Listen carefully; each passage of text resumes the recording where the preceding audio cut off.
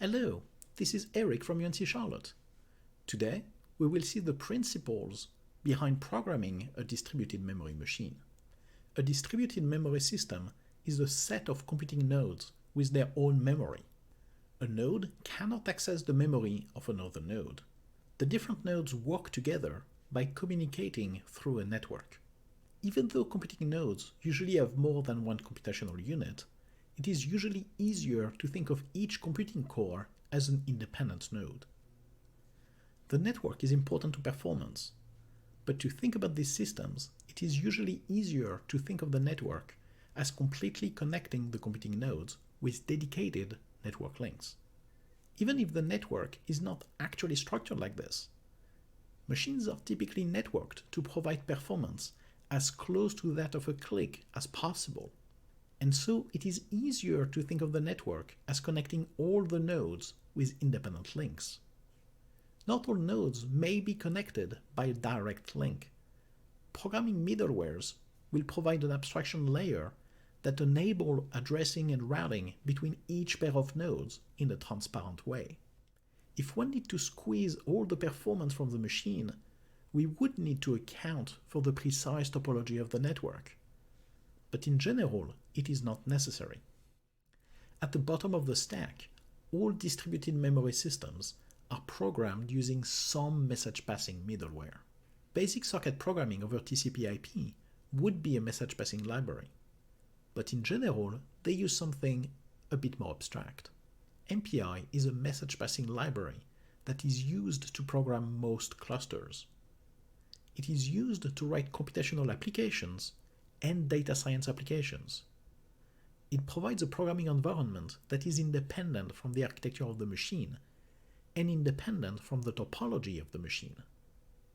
It provides simple point-to-point communication primitives such as sending data and receiving data from another node. It also provides collective operations like reducing a variable across all the nodes.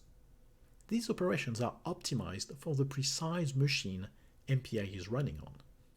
In general, we want to write symmetric applications.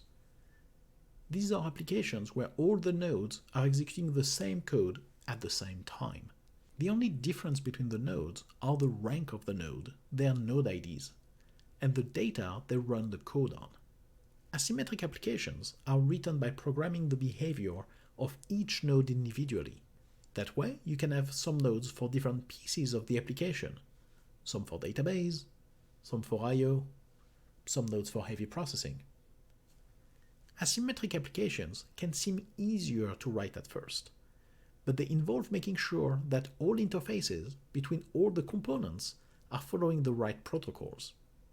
Also, this application design can be hard to scale up when trying to solve a single problem. In practice, applications trying to solve a particular problem tend to opt for symmetric designs, while applications trying to serve many independent small requests tend to follow asymmetric designs. This is why scientific applications often use a design as symmetric as possible, while web applications are fine with using asymmetric designs. Here is a mostly symmetric implementation of numerical integration. Each process knows what to do by looking at the parameters of the numerical integration, by looking at its own rank, and the total number of processors. Each node computes only one part of the numerical integration, and knows which part to compute by using its own rank. Then, each node sends its results to node 0, except 0 who aggregates all the results. Note that at the end, only node 0 knows the result of the integration, and depending on why you need that result, it can be fine. This code is mostly symmetric, because all the nodes execute almost the same code path. Despite they compute different values of begin and end, they still execute the same loop. The only code path divergence is that node 0 receives all the data, while the other ones send data to node 0. The primary way to program a distributed memory application is to get all the nodes of the machine to execute the same code. They all execute the same code, but on different data. By keeping the application symmetric, the application remains easy to debug and easy to scale up.